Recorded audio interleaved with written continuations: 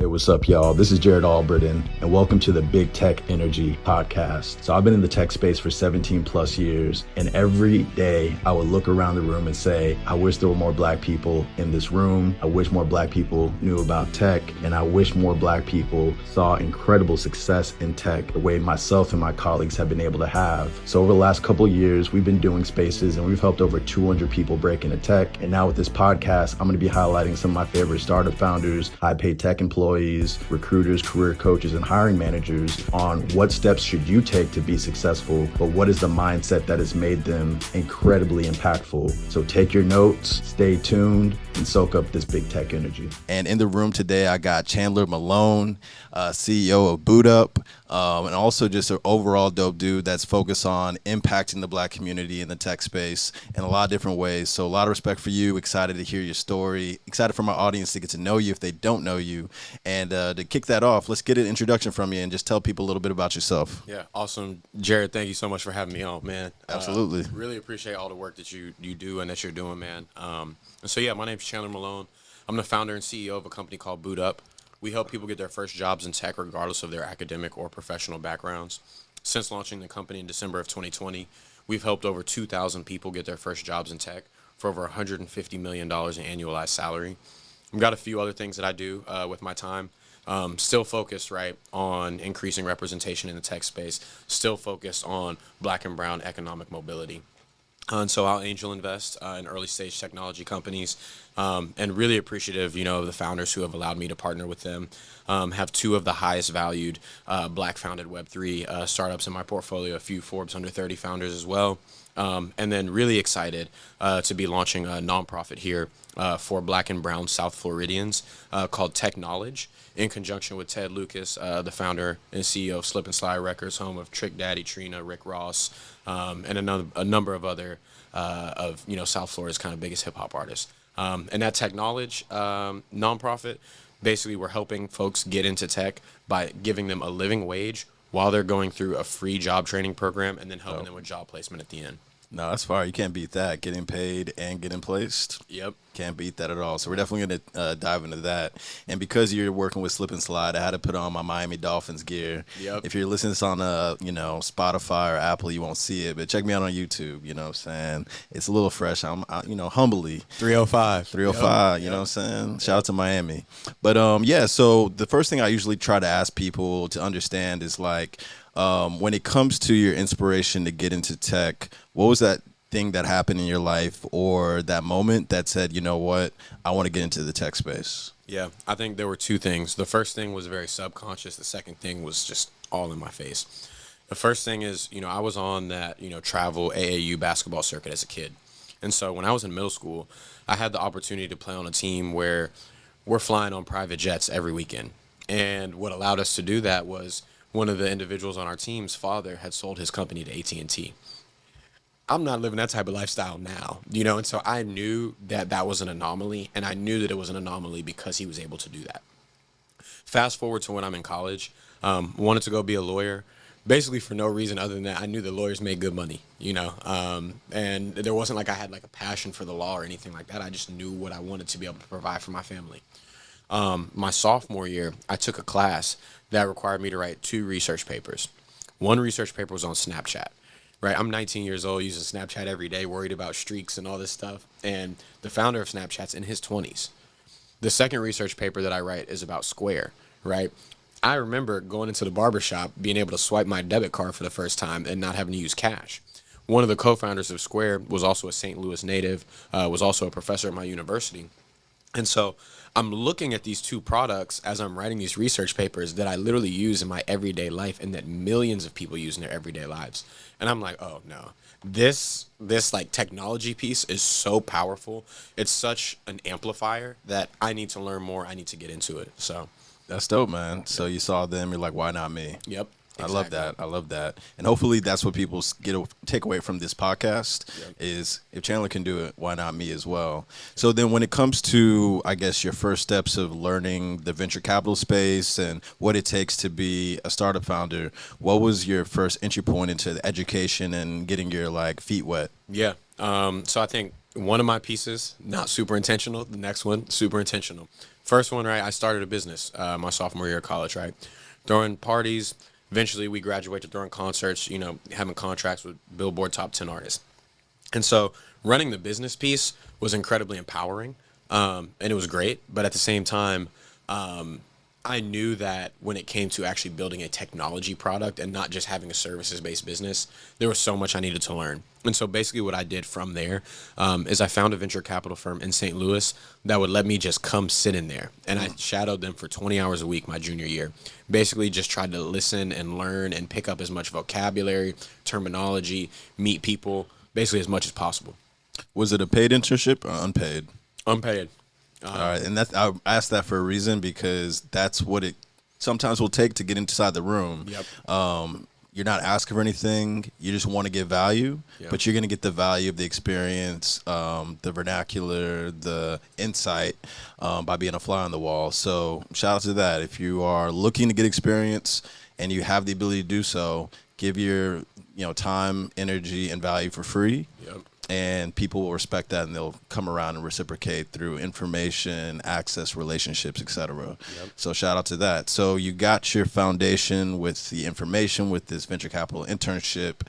What was your next step after that? Yeah. After the VC internship, I'm like, okay, I've got some of the terminology. Now let me go try. Yeah. And I think that has been a character trait that has taken me very far in life in general, right? Is that typically when I feel like I figured something out, not all the way, but enough, I'm going to go try, and it doesn't always work, right? And so this first company that I started, we basically built a mobile ticketing platform, right? My first business was in the event space, so I'm like, let me slap some technology on top of it. Mm-hmm. Took a lot of L's in building that company, but also learned so much, right? And I think that's the benefit of going out and doing things sometimes before you're fully ready, right? Like that was my first time managing a team of engineers and actually building out a software product, right? That was my first time actively pitching to investors rather than just sitting in the room listening to investors get pitched to, right? And so just the osmosis and the learning from actually doing, from seeing what's working, from seeing what's not working, from being in the room with people who can give you feedback was so invaluable. Got it. And so talk about some of those L's and what were your learning experience from those L's? Yeah. I would say when it came to building product, it took us way too long and we had to go through way too many iterations.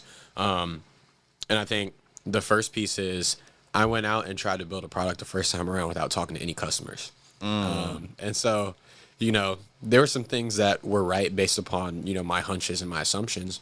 But at the same time, right, I'm not building a company for me. Yep. I'm building a company for my customers. And so that was definitely a big pain point. I think also the way that I put together a business model was coming from a place of lack and scarcity rather than coming from a place of adding value. Yep. And so I wanted to be basically like the cheapest player in the market, which that just means that you don't know your value proposition well, right? Like, we could have put together a way different type of business model that would have brought us much more revenue for the amount of traction that we were able to get. But I was just thinking, oh, there are these other companies and we're new and people aren't going to want to use us, so let's be the lowest price. And that's just not how you build a business. Yeah, no, that's real. And then when it comes to, so one of the startup founders that I know, the first question he asks startup founders is, are you technical? Yep. Do you know the code? So you talk about building product. How important is it to have somebody on your team or your executive team that's not, I guess, a hired gun that can be technical and help you pivot? Oh, yeah. I mean, that's the most important thing. And I'll say that is another piece, right, from that first product. I basically outsourced the entire build. Whereas, going forward. And they're motivated to keep it going because they rack up the bills. Yeah. Yep.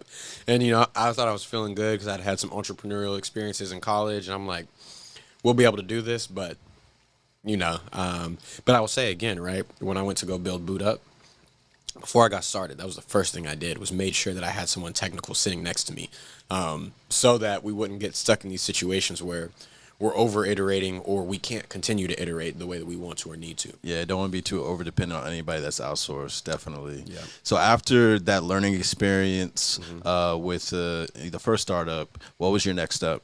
Yeah. So from there, went to go work in venture full time. So I went to go work at a firm called Atento Capital in Tulsa, Oklahoma.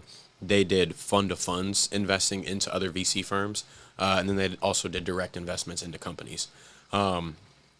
Being in Tulsa was a hell of an experience. Yeah, Black Wall Street, shout out. Yeah, definitely.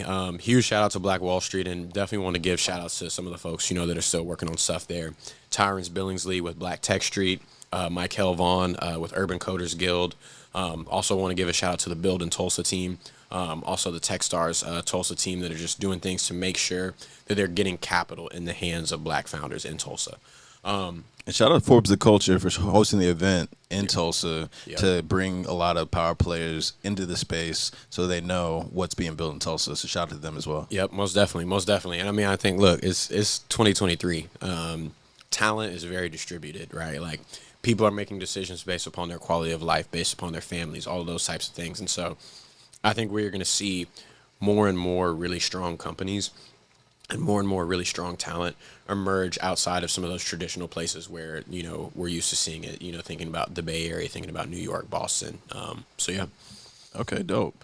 And so Tulsa was like incredible energy, but then you also were, as a venture capitalist, were able to see deals. How did those deals inspire Bootup? Yeah.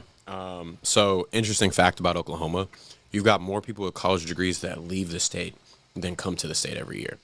And so, us coming in as a venture firm, we're going to need a lot of really skilled workers to go work in these companies that we invest in if we're successful. And so that basically educated us in a way that our first 2 deals that we led were into boot camps, right? We needed to have skilled workers. We needed to have talent to go be a part of these companies and build the next generation of companies. And so that gave me really an opportunity to look at one of the longest, most expensive, most highly technical boot camps, but then also the opposite end of the spectrum and look at a tech sales boot camp that was much shorter, much lower price point, slightly different business model. Doing all of that market research made me realize, like, look, I've got to go into this space, right? This was years ago, right? At that point, college enrollment had declined every year in America for 11 years straight. Yeah. Fast forward to now, and this was before COVID, fast forward to now, that's 14 years in a row where college enrollment's declined every year. Meanwhile, you go look in terms of job openings, right? Despite this huge reckoning that happened in the tech industry, you still have 2.5 times more technical job openings right now than you had at this time last year. Like, not only are our legacy institutions failing the individuals in a particular way in terms of accessibility, but they're also failing our institutions in our industry in terms of being able to give people the skills that are needed to succeed today. And I don't want this to be misconstrued as being an anti-college thing, but specifically in Oklahoma, right, where we had this issue where we couldn't keep college graduated talent in the state. It's like, this boot camp stuff is like basically the best solution. Now that I've studied it and I see that it's almost inevitable that this alternative education play is going to happen, I need to put myself in position where I'm someone who's actually working to accelerate it. And so that's basically what led to the start of Bootup. Yeah, and I think one thing that the listeners should definitely keen in on is, number one, he knows his data. Yep. So he's like breaking down the problem, not just theoretically, but actually in reality and results. And then he's thinking about a creative way to solve those problems based off of a passion to solve it, because he wants to see people win and be effective. Because these boot camps, they're hit or miss. And one of the things I always tell people that, listen to me is do your research, make sure they're accredited, make sure they have a track record of high placement, and make sure that the brands that you want to be a part of respect that boot camp and the skills, training, and the preparation that these boot camps give you. So when it comes to Bootup, like, how do you factor that into your business model to make sure that not only can your users feel confident these boot camps are great, but the employers can feel super confident that these boot camps are going to give them quality talent? Yep, definitely. So we've built what I like to call an educational labor marketplace. We help people understand the best boot camp for them based upon skill set and just structure of the boot camp. And then we also help companies get entry-level talent that is coming from basically these boot camps that we partnered with. Our secret sauce, though, is we offer this free CRM to all of our bootcamp partners. What that free CRM does is it allows us to see all of the candidates who are in each cohort and track their progress, see how many jobs they're applying to, see how they're doing as they're going through the curriculum. And so what that does is that allows us, A, to feel comfortable going to the company saying, hey, we feel really good about these candidates, but also we feel really good about this particular boot camp. Because as you said, right, the brands matter a ton, right? Like I talked to someone yesterday and they named a particular boot camp where they hired a few folks where things didn't work out. And they said whenever they see someone from that boot camp, it's not that they have any ill intention or they feel negatively about boot camps in general, but they had bad experiences with that specific one. So they don't even give resumes a look once they see it on there. And so that stuff is super, super important. And then I will say, you can't trust everything that you see on a boot camp's website, right? Boot camps are kind of known for playing games sometimes when it's job placement rates, right? It's a business. Yeah, exactly. And so, I think the boot camps were a more accessible model than that 4-year institution model. Yeah. But with that being said, right, the world is even changing now. And so, I shared what we do and what our product is, or what our product, has been. But with that being said, right, like you're seeing more and more companies offer their own programs where if you get accepted into the program, you don't have to pay anything. And you've got a job waiting for you on the other end if you successfully complete it, right? You've got staffing agencies that will pay you while you're getting trained, put you on contract for 2 years, so you've got a guaranteed opportunity. And then once you've been working for 2 years, you can go find a job, anywhere else. And so there are more and more opportunities that are less expensive and have higher guaranteed outcomes than just boot camps, that folks also, need to be cognizant and aware of as they're trying to make this next step for themselves. Gotcha. Do you include those type of programs within Bootup? Because of business model, those staffing agency, companies we can't really partner super well with. Right. But these employer-sponsored programs is actually the direction that we're taking next. And so we're working with non-tech companies to co-create curriculum for them so that they can reskill, upskill their talent into tech roles. And so we've already got our software that basically allows them to track and manage candidates going through the programs. And so basically co-creating the curriculum was really the only piece that we needed to do to be able to go a fully business-to-business model that didn't charge an individual candidate to actually learn the skills that they needed to get the job. Gotcha. Okay, cool. And how's that experience been co-creating, and like what is the benefits to not only the end user but the companies? Yeah. So I guess two pieces. The first piece, team is everything, right? So I don't know how to code. I don't have any design skills, right? I've been able to be in the space and marinate and pick up as much information and understand market and trends. But with that being said, I'm really excited about the individual that we brought on to co-create curriculum. He's created curriculum for General Assembly, which is one of the largest boot camps. Also created curriculum for Per Scholas, which is a very large boot camp as well. And so with that being said, right, needed to bring someone in who had that experience because that wasn't something that I could do. That wasn't within my core competency. But with that being said, you start talking about benefits. Let's look back at education before we had this big industrial university complex, that honestly, trillions of dollars, right, are flying through. People used to do apprenticeships and trades, right, to be able to go to trade school to be able to get jobs, right? Like you wanted to go be a cobbler, you didn't have to show up already knowing how to make shoes. You showed up with a great attitude, ready to learn. Yep. And so we're really trying to bring things back to that model. It's more cost effective for companies because they can train talent exactly to their direct specifications, but it's also more cost effective for individuals because they don't have to come out of pocket for something that's not guaranteed to give them the outcome that they're looking for. Membership in Black in HR means community and being a part of a culture of like-minded individuals. You have a culture within a culture, especially in the Black community, and Black in HR is that professional culture. We have fun, we laugh and joke about things that are related to us in the workplace, but we also have serious aspects as well where we help each other grow. And it's just one of those places where I can go to any time of the day, pose a question, and I'm gonna get all type of answers, but I'm gonna get support. And we all work together to give advice, to give insight, to share tips. The networking is amazing. The people that I've spoken to have allowed me to learn things about myself that I didn't know. So what does that do? When I go to my next interview, I have that confidence when I walk in to be able to explain and speak on what I've done in the past and prove that I am the person for the job. Yeah, no, shadowing is like one of the most effective things when it comes to training. And then, like you said, it's customized to the company, so the outcome is going to be customized as well. Yeah. Okay, dope. Yeah, so like when it comes to Boot Up, you came up with this idea, you had the data, you had the problem that you wanted to solve. Like, what was the fundraising process like for you? Yeah. Oh man. I feel like this is like a super important piece to talk about, because when we're talking about just like economic mobility, economic opportunity, picking up the skills is the first piece. Getting a job that pays, a certain amount, that provides a certain amount of freedom is the next piece. But being able to build that equity and ownership, like that is the real end goal. Facts.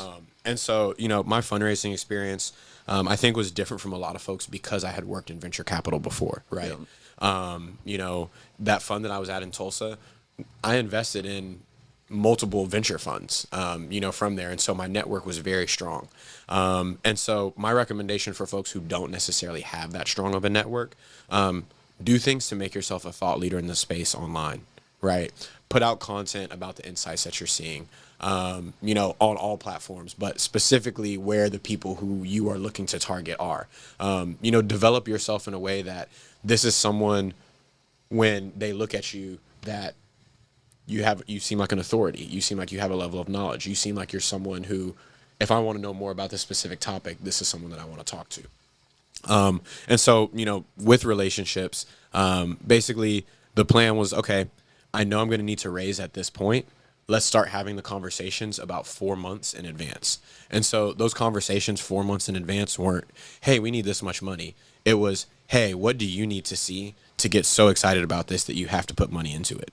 Yeah, let's back up on that. Say that one more time. Yeah. So started having conversations with folks 4 months early, right? And those conversations 4 months early were not, hey, I need money.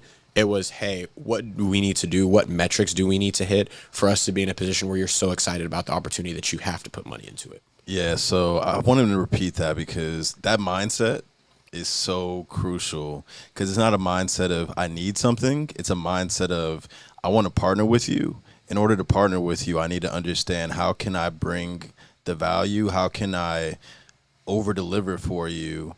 And if I can't over-deliver for you, I don't even want your money. Yep. Because I need to make sure expectations are aligned so that we can both be happy and this can be a long-term thing. And I mean, that's basically what you're saying is you have kind of plant that seed. And plus also when you show up as a brand and you show up in a way that's like, how can I help you get to where you're going? Yep. That's something that people will see and they'll be like, I want to work with Chandler because he's not totally self-interested. He's also interested in how my money can create more money and what do I need to see in order to be happy. He's invested in that. So I just wanted to kind of just highlight that because like this whole big tech energy thing, it's about mindset. Yep. And how do you think about strategy.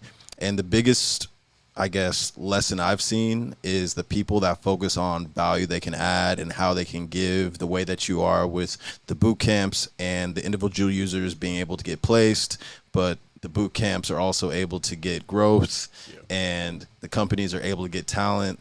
Everybody's winning.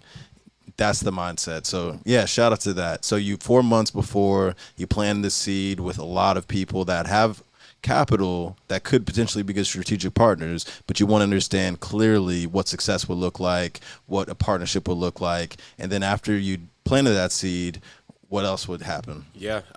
So I feel like one of the things that I'm best at as a founder is just being super communicative with investors and stakeholders. And so, I was hitting folks and letting them know exactly what metrics were coming in at every month. And so by the time it was time to pitch, and I was living in Tulsa at this point. They were warmed up. Yep, exactly. No, and I'll tell you, it was not a 2-week process, right? Like I was reaching out to folks 4 months in advance, but when I was ready to go raise the money, flew out to the Bay Area for 2 weeks, closed all the capital in those 2 weeks, right?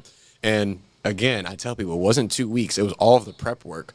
But folks saw what was walking up what they were walking up into, which made actually closing the capital a lot easier. Yeah, yeah. Nah, you planted the seed and you were letting it grow and watching them, like letting them watch the progress. Yep. By the time you're like, here's the deck, they're just like, all right, how much do you need? And at the end of the day, right, like folks are giving you money because you're telling them that you can amplify it 100, 1,000, 100,000 times, right? And so the easiest way to make them feel confident that you're going to do that is telling them that you're going to do something related to the business and going and doing it, Nah, 100%. It's all about like actual showing the results. Yep. Gives them confidence that you're going to keep showing them results. Yep. All right, cool. So you raised the capital, and then what's the next step for you? Yeah. So one thing I do want to call out specifically about raising the capital. So we raised that round of capital from all Black managed venture funds and Black angel investors. At the end of the day, our product is open for anyone to use. But at the same time, right, like I have a personal goal and mission to be able to build more wealth for Black and brown folks in this country. Love that. And I know if we go do what we need to do for this company and we go sell it, my investors already have a track record of supporting Black and brown entrepreneurs. We need them to get more money so they can continue to do what they've been doing for more and more folks. Facts. And if I win, then they get the opportunity to do that. So Yeah, and they can spread that money around to more people like you. Exactly. And keep the cycle going of generational wealth building within the Black community.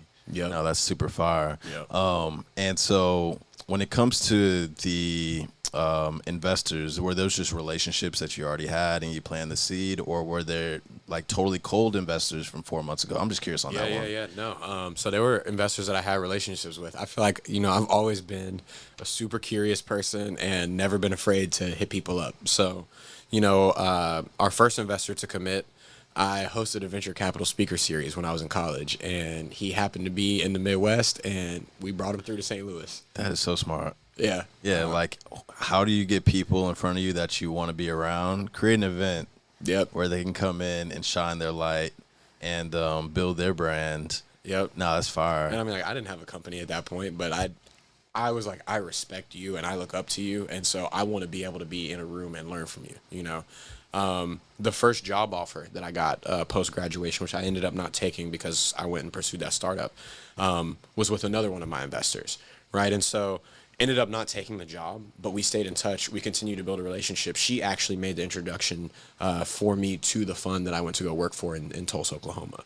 Our lead investors, right, did not have as close of a relationship with them. But with that being said, right, like they have been thought leaders in the space of providing capital to Black and brown folks, providing capital to people building educational technology products. And so I had been reaching out to them. I had been sending them opportunities and deals for years, basically, before we went to go pitch.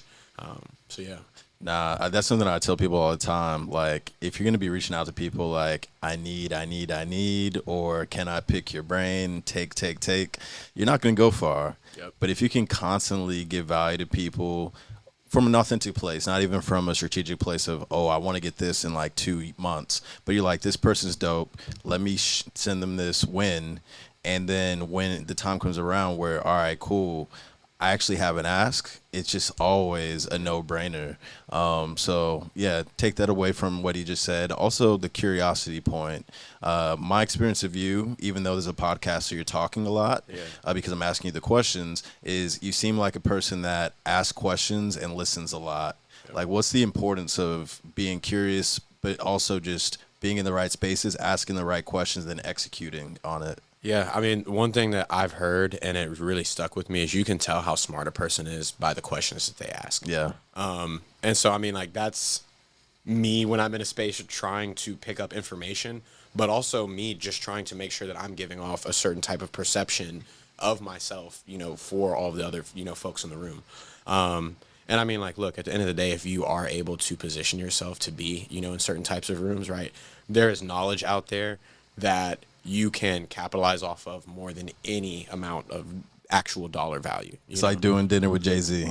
Yep. So, my thoughts on that one are, if you are not the most enterprising person, you should probably take the money. Take that money. Yeah. But if you're moving through life in a certain type of way, take that dinner. Like, take the dinner for sure.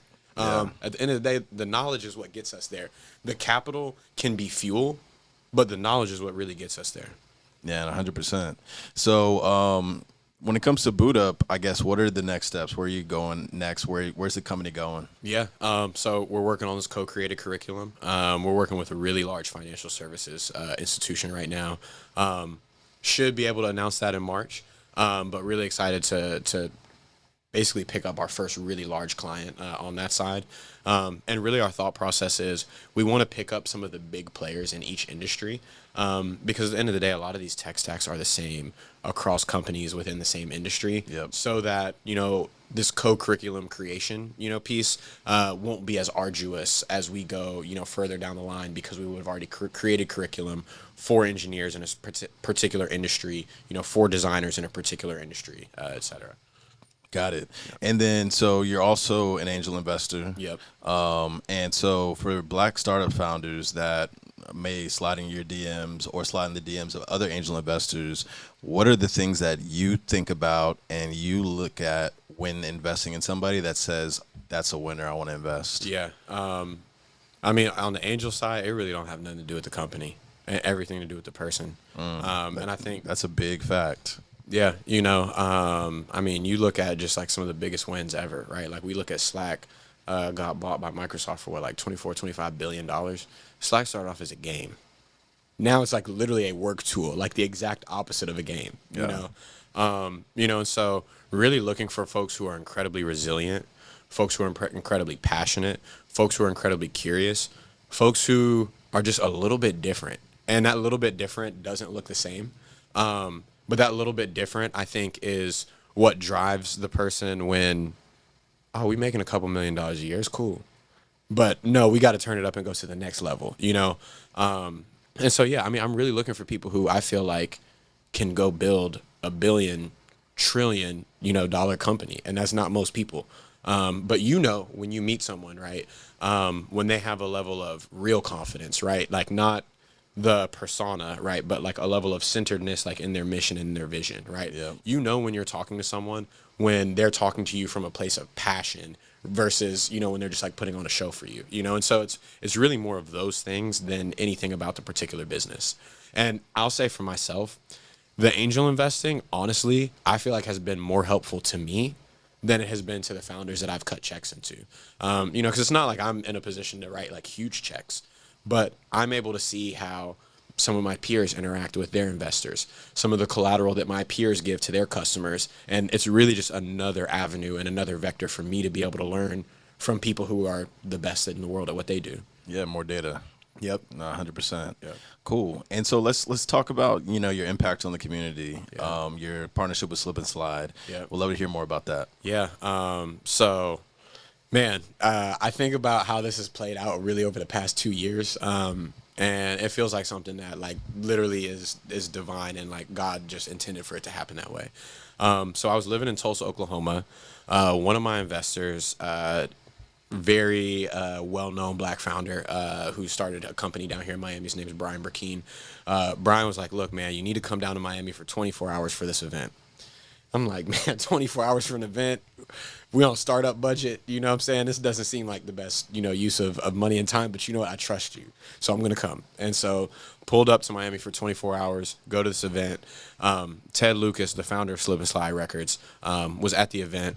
I start talking about what we do at Boot Up, and he mentions to me what he's looking to do to get more Black and brown South Floridians into the tech space and the nonprofit technology that he's launched. That being said, go back home to Tulsa, keep working on building my business. Don't think too much of it, but, it's always great to connect with people who care about the same things that you care about. Fast forward a couple months later, move down to Miami, start getting, some of the press, from the fundraise. And, Ted and I and a couple of other Black founders, started just, meeting, conversating, talking on a consistent basis. We, co-invested in a couple, early stage companies down here together, where we were able to both see each other in the spaces, but also just see how we operated and moved. And I'll say, there are a lot of folks who have a level of notoriety and publicity. But I think finding folks that are very, very genuine, right? Like care about their families, right? Like put their communities first, right? Exhibit servant leadership. Like, that's hard to find. And I feel like the time that I spent around Ted when I first moved down here made me feel super comfortable working with him, where we hadn't worked together in tech, but this is like a business or really that has had a high level of success that I can learn from. But also I have expertise and knowledge in this getting into tech space that I can help basically with this initiative that he wants to get off the ground. And then, you know, ultimately, like at the end of the day, South Florida has had the largest influx of tech talent since COVID happened. Big right? facts, yeah. Everyone who's down here knows that cost of living has gone up like crazy. I remember getting a boot on my car, and the guy I'm talking to him as, you know, I'm paying him to get it off, and he's literally like cursing all of the tech people that have moved. His rent went up $1,200 a month to where he had to move back home, right?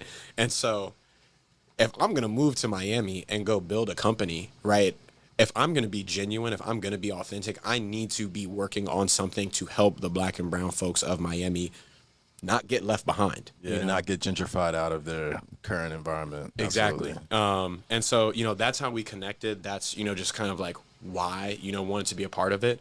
But to go into actual details about the program. Yeah. So we've got our first cohort coming out February 28th. We've got our second cohort coming out April 1st, and we've got our third cohort coming out May 1st. And so what we're doing with this program, we're fully subsidizing the cost of the training so candidates don't have to pay anything.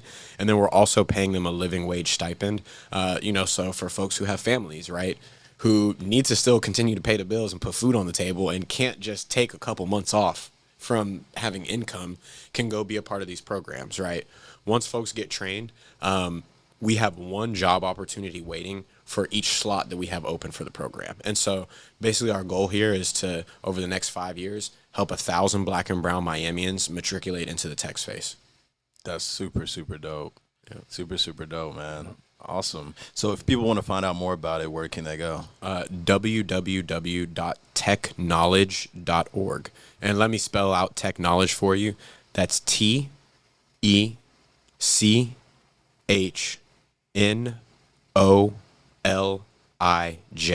www.techknowledge.org. Okay, perfect. We'll definitely make sure we put a caption there or something, and we'll definitely put in the subtitles for sure. Okay, cool, man. Yeah. So, and when it comes to, I guess, advice to the people listening to this podcast in terms of how can they get to where you are, whether it's a startup founder, an angel investor, or you know, being able to partner with people like Ted Lucas, what's the advice you give them from like a mindset perspective? Yeah. I think definitely you have to view the world as a place that is full of opportunities and just see things from, hate to use the buzzwords, right, but from an abundance mindset, right? I love abundance mindset. I'm all about that. Yeah, you know, like you can't go anywhere living, thinking, moving small. And so I think that's the first piece. I think you also have to find things that you're genuinely interested in, because at the end of the day, things are going to get hard. And, you know, what keeps you curious and wanting to learn more when the things that you've been learning maybe are telling you that you've been moving in the wrong direction, right? Other than you having a real interest and a real passion in that particular area. I think also just knowing that, right, it's not all about business, right? It's about who you are as a person. And the way that you carry yourself, the way that you show up for other people, the way that you make other people feel is going to have, honestly, more of an impact on your outcome, even than the knowledge that you have. And then, I mean, I think the last thing, right, is you got to surround yourself with people, right? Like, you know, when we talked about, you know, my story, right, it's like me doing those 2 research papers and me seeing the proximity to those people, even if they weren't people that I knew, there was this proximity. That's really what got me started. And so, you know, for anyone else who's looking to get started, find ways to get yourselves in rooms around people who are doing the things that you want to do. And I think, you know, again, it's 2023. So with all the tools that we have, all the platforms that we have online, it's easier than ever to be able to go build that community for yourself. No, that's big facts, man. That's huge, huge facts. And definitely make sure you hit up all these events that are happening, the Render ATLs, the Afro Techs, the Black Men Talk Tech, the Black Women Talk Tech, South by Southwest. We met at Art Basel at a venture capital event. And we were able to just kind of let our hair down, you know, have some open bar and chop it up. You know what I'm saying? And like here we are today. You know what I mean? Yep. And I think that's most of my relationships honestly have come through that. But also every great thing that's happened in my life has come through the relationships, you know? Yeah. And one of the tips I would give people in terms of your personal brand, I see this in you, so it motivates me to say this, is under promise, over deliver. All the time. It builds trust. It helps people be confident in the expectations that you provide. And it also is just good karma. It's good business. Yeah, one thing that I worked in the music industry for a while, and that was the thing that killed me. Yeah. It was like over promise everything. Yep. You know, oh, I can do like, but in tech, it's you either under promise, over deliver, or you're just out of here. Yep. And whether that's your investors or if you're an employee and it's with your management, et cetera. So, mindset is something that I'm definitely want to harp on this podcast, because people just get excited about, oh, I want to be a founder, or oh, I want to work at a tech company and make six figures. But there's a mindset that'll get you there. There's a mindset that'll keep you there. There's a mindset that'll elevate you. And there's a mindset where you can keep all of the lumps you'll take and the adversity and the layoffs, and you'll be in a centered place because your mindset is like bulletproof. Yep. So I appreciate all the insights on your mindset, brother. And yeah, in terms of like questions I didn't ask, what would you want to leave the people with before we close this out? Yeah. Honestly, man, I just tell people to believe in themselves. I feel like we can accomplish so much more than we give ourselves credit for. And I even just look at, the past few years of my life. I feel like I set super ambitious goals for myself. And I feel like I just put myself out there, stepped out even when I was afraid, with confidence, and, continue to remain humble through things. And I feel like you keep those mindsets, through things, and you'll have opportunity to do great. Awesome, brother. Well, I want you to leave people with how they can get in touch with you, and give them all the sites where they can, get plugged into Boot Up, get plugged into the program you're doing in Miami. Yeah, we'd love for you to end with that. Yep. So for folks looking to get involved with Boot Up, whether you're, at a Fortune 1000 company that's looking to get access to more tech talent, whether you're an individual that's looking to get into tech, you can visit us at www.joinbootup.com, www.joinbootup.com. If you're in South Florida, you're looking for access to free tech skills training, and you also want to get, a living stipend while you're going through that, reach out to us at www.techknowledge.org.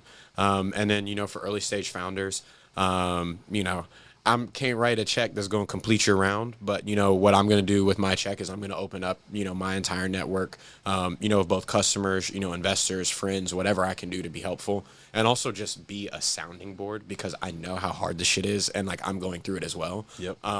And like I can be a friend that you can talk to in a way that you can't, talk to some of your other investors. And so, for that, our site is undergroundventures.org. But with that being said, you can just slide in my DMs on any social platform, and I'll respond. Gotcha. And when it comes to social platforms, how can they get in touch with you there? Yep. So Instagram, TikTok, Twitter have the same username across all of those. Chano out of there, ChanoOuttaThere. And then on LinkedIn, you can just find me at Chandler Malone. All right, perfect. Yeah, brother. Well, I appreciate it, man. This has been super insightful. Yeah. I'm excited for all the things you're about to do, and inspired by all the things you've done so far. So shout out to you. Yeah. And I want to appreciate all the folks that have listened in to Big Tech Energy or watched it on YouTube or whatever platform that you're seeing this on. If you want to be in touch with me, check me out on you can just check out my link tree, or it's not a link tree, it's a direct.me, direct.me/Big Tech Energy. You can find all of my websites, my social media, etc. over there. But I definitely want you to connect with me on LinkedIn, Jared Albritton. Just search my name. I'll pop up. I'll connect with you. All my first degree connections are open, so you can see who I'm connected to. And like Chandler, be smart about adding value when you reach out so that they'll be receptive and you'll stand out on all the DMs that they get. On Instagram, Dr. J, DOCTAJ. Definitely would love for you to follow me there. And on Twitter, I'm going to start doing Twitter Spaces again, Dr. NYC. And then blackhire.com. It's a site that I'm partnered with where we're getting Black freelancers all kinds of opportunities. So if you have a profile on Upwork or Fiverr, throw your profile on blackhire.com as a Black freelancer, and then all the companies that are looking for freelance talent, put your roles out there and increase the amount of Black freelancers you have on your team. And yeah, that's about it. So in the caption, speaking of boot camps, I'm going to actually promote some of the boot camps that I think will actually get you jobs, that are accredited, that have reputations, etc. So definitely look in the caption of this video, whether you see it on TikTok or Instagram or whatever.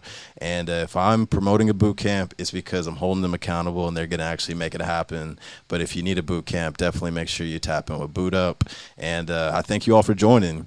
And I look forward to seeing you in the next video or in person at the next event I'll be speaking at. So with that being said, Big Tech Energy, we are out. Peace. Membership in Black in HR means community and being a part of a culture of like-minded individuals. You have a culture within a culture, especially in the Black community, and Black in HR is that professional culture. We have fun, we laugh and joke about things that are related to us in the workplace, but we also have serious aspects as well where we help each other grow. And it's just one of those places where I can go to any time of the day, pose a question, and I'm going to get all type of answers, but I'm going to get support. And we all work together to give advice, to give insight, to share tips. The networking is amazing. The people that I've spoken to have allowed me to learn things about myself that I didn't know. So what does that do? When I go to my next interview, I have that confidence when I walk in to be able to explain and speak on what I've done in the past and prove that I am the person for the job.